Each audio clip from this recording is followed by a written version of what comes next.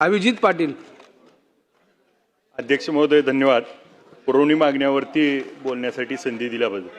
बाब क्रमांक 45 पुण्यश्लोक अहिल्यादेवी होळकर शेतकरी कर्जमुक्ती योजना 2026. अध्यक्ष महोदय, यामध्ये अनेक सदस्यांनी त्यात आपलं मत व्यक्त केलं. अध्यक्ष महोदय, योजना जे आपण आश्वासन दिलं होतं त्याची पूर्तता करत असताना मात्र ही 2024ची आश्वासन 2026 मध्ये करत असताना शासन निर्णयामध्ये 1/4/19 ते 31/3/25 कालावधीमध्ये अल्पमुदत कर्ज घेतलं व 30/9 अखेरीस ते थकीत असलं पाहिजे आणि 31/3/26 रोजी परतफेड न केलेल्या कर्जाचा समावेश असेल.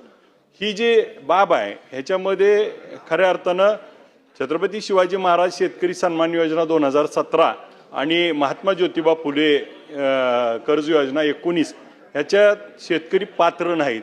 ही सगळ्यात महत्त्वाची अट आहे जी आपल्याला यातनं काढणं आवश्यक आहे आणि ही आमची आग्रहाची मागणी आहे. याचबरोबर महात्मा ज्योतिबा फुले 2019च्या योजनेमध्ये ज्या शेतकऱ्यांनी लाभ घेतलाय त्याला फक्त 50,000 रुपयाची कर्जमाफी आणि आपण गागावा करतोय 2 लाख रुपयाची कर्जमाफी केली. आपण एका बाजूला 0% व्याजानं 3 लाखापर्यंत कर्ज देतो आणि मग 2 लाखाची कर्ज त्या ठिकाणी मागणी केली माफी, तर ती शेतकऱ्याला त्या ठिकाणी असंतोषाचं वातावरण आहे.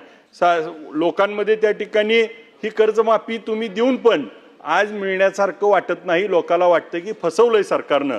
आणि मग OTS योजना जी 2019 मध्ये होती ती त्या ठिकाणी OTS मध्ये समावेश नव्हता. आता आपण OTS केलंय, पण OTS मध्ये काय केलंय तर आपण कर्ज आणि व्याज ह्याच्या सगट 2 लाख रुपये देणार आहे आणि आधी त्या ठिकाणी शेतकऱ्यांनी भरायचे आणि मग सरकार देणार आहे.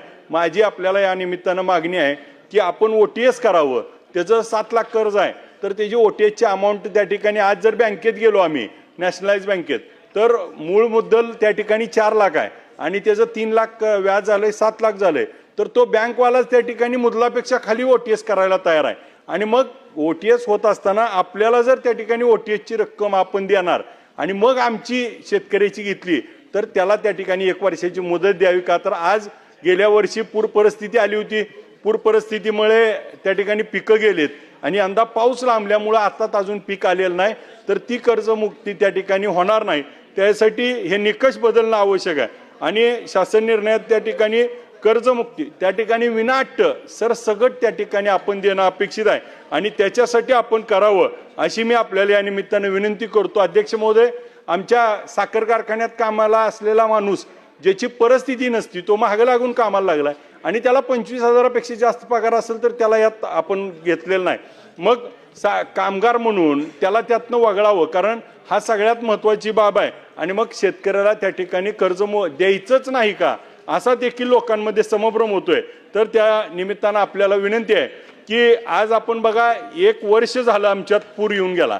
1 वर्षानंतर देखील आजची परिस्थिती अशी आमची आहे की 1034 शेतकऱ्याला अजून आम्ही त्या ठिकाणी लाभ दिला नाही.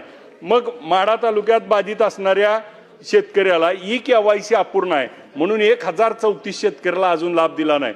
आणि मग आपण 32,000 कोटी देणार 20,000 कोटी देणार एवढ्या मोठ्या घोषणा झाल्या परंतु प्रत्यक्षात मात्र आज आमच्या लोकांना मिळालेलं नाही. आज बघा अध्यक्ष महोदय, माझ्या मतदारसंघातलं सीना काठच्या 3072 हेक्टर जमीन त्या ठिकाणी खरडून गेली होती आणि त्याच्यामध्ये आजची परिस्थिती अशी आहे 47,000 रुपये त्या ठिकाणी काही जणाला मिळाले, 712 लोकांना अजून पैसेच मिळाले नाहीत. आणि मग परिस्थिती अशी आहे की 3,47,000 रुपये आपण मिळणार होते म्हणून सांगितलं, एकाही माणसाला अजून 3 लाख रुपये मिळालेले नाहीत. आज शेत तसंच पडून आहे. त्या शेतात आता पीक घेता येत नाही आणि शेतकरी म्हणतोय सरकार त्या ठिकाणी 3 लाख देणार आहे मनरेगातनं आणि मग मी शेत नीट करणार आहे. आजची परिस्थिती अशी आहे सगळं शेत वाहून गेलंय. आज केवडगावची लोक त्या ठिकाणी माय ओकून रडतायत की माझी काय केलं पाहिजे. आज रडायला लागलेत. त्या लोकांच्या पाठीशी सरकार उभारणार आहे का. आणि मग 1 वर्ष होऊन जर त्या ठिकाणी ह्याची मदत मिळत नाही. अध्यक्ष महोदय, गेल्या वर्षी त्या आपण सांगितलं होतं की तुटपुंजी मदत 22,500 रुपये आणि आपण सांगितलं होतं इन्शुरन्समधनं 17,500 मिळणार. एकही रुपया इन्शुरन्सचा अजून मिळालेला नाही। गेल्या वर्षी जी केळी आमच्यातली वाहून गेली, आमच्यातलं जे त्या ठिकाणी फळबागा गेल्या त्याला 1 रुपया मिळाला नाही। एक शेतकऱ्याचं उदाहरण सांगतो आपल्याला, प्रवीण सानप म्हणून शेतकरी आहे, 1350 रोपं होती, जवळपास त्या ठिकाणी खर्च आलेला होता 1,90,000 रुपये आणि त्याला मिळालेत 9,000 रुपये। मग आपली योजना नक्की घोषणापुरतीच आहे का? आणि मग खऱ्या अर्थानं ह्या लोकांना पैसे कधी मिळणार? आज अध्यक्ष महोदय, ग्रामीण भागामध्ये आपण सांगितलं जाते एका बाजूला लाईट त्या ठिकाणी आम्ही दिली जाते, लाईट दिली जाते, परंतु लाईट नाही। आणि मग संध्याकाळी 6 ते पहाटे 4 पर्यंत लाईट दिली जात नाही आणि सिंगल पेजचं नाव सांगितलं जातं, 25 अँपियरचं कारण दिलं जातं, परंतु लाईट मिळत नाही।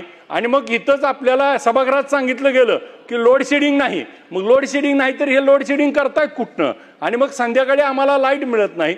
आज पाऊस त्या ठिकाणी लांबलाय, शेतकरीची पिकं त्या ठिकाणी उभी आहे ती जळायला लागलेत आणि मग लाईट नाही। दुसऱ्या बाजूला अध्यक्ष महोदय, 2 दिवसापूर्वी आमच्या मतदारसंघातील भेंड गावात दळवी नावाचे व्यक्ती आणि काल लक्ष्मण बाबू नागणे आणि त्यांच्या पत्नी अलकाताई लक्ष्मण नागणे हे दोघं जण मोटर लाईट चालू करायला गेलेले असताना लाईटला करंट लागून जागी त्या ठिकाणी जीव द्यावा लागला।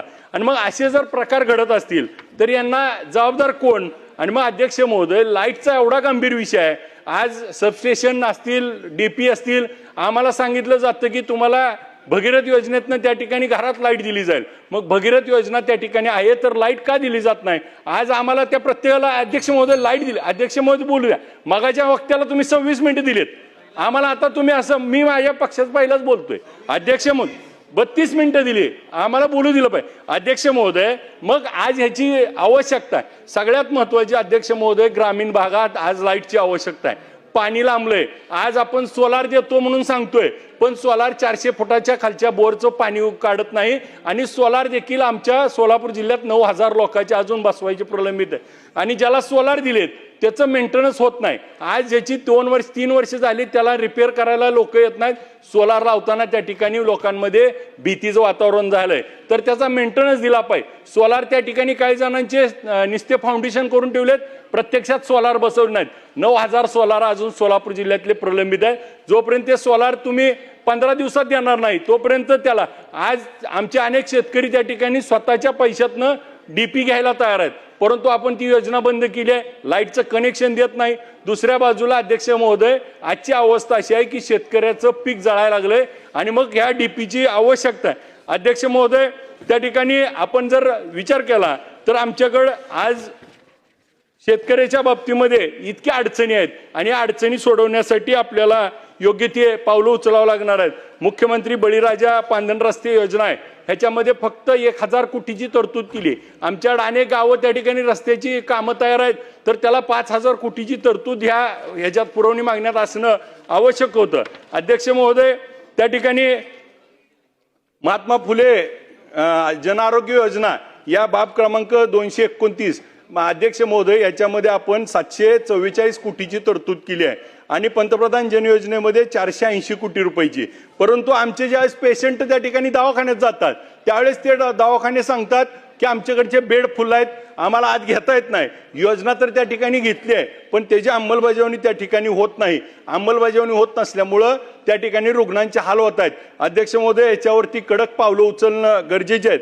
अध्यक्ष महोदय, पंतप्रधान कृषी सिंचन योजना, ठिबक सिंचन, गेल्या 2 वर्षापासून त्या ठिकाणी कुणालाही अनुदान मिळालेलं नाही। दुष्काळ परिस्थिती पडणारा आपणच जाहीर करताय, तर आता ठिबकच्या योजनेसाठी त्या ठिकाणी 80% अनुदानानं योजना सुरू करून ह्याच्यासाठी तरतूद करणं आवश्यक होतं।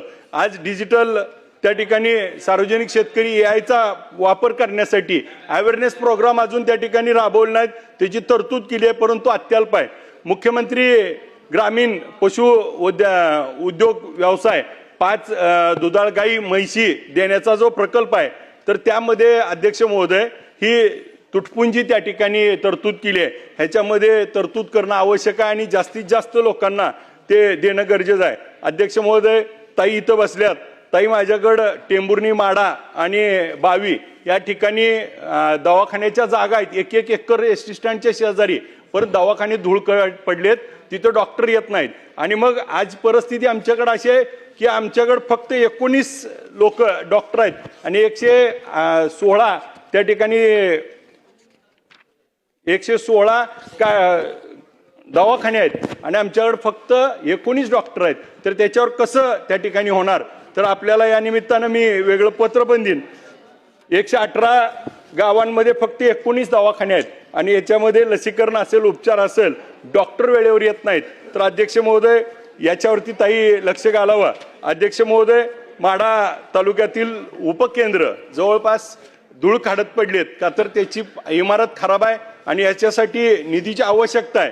आज रुग्ण खरेदीसाठी 24,85,00,000ची तरतूद केली आहे, परंतु हिंदू हृदय सम्राट बाळासाहेब ठाकरे आपला दवाखान्यासाठी 100 कोटी. अध्यक्ष महोदय, परंतु प्राथमिक आरोग्य केंद्र आमची त्या ठिकाणी अडचणीत आहेत, त्याला त्या ठिकाणी मार्ग काढणं आवश्यक आहे, त्याला निधी उपलब्ध करून देणं. आणि आमच्या महिलांसाठी अध्यक्ष महोदय ज्या योजना आहेत याच्यासाठी बचत गटाला त्यांच्यासाठी अस्मिता भवन त्या ठिकाणी उभा करणं गरजेचं आहे. वसतिगृह त्या ठिकाणी आम्हाला पंढरपूरला एक द्यावं आणि मला बोलण्याची संधी दिली त्याबद्दल धन्यवाद.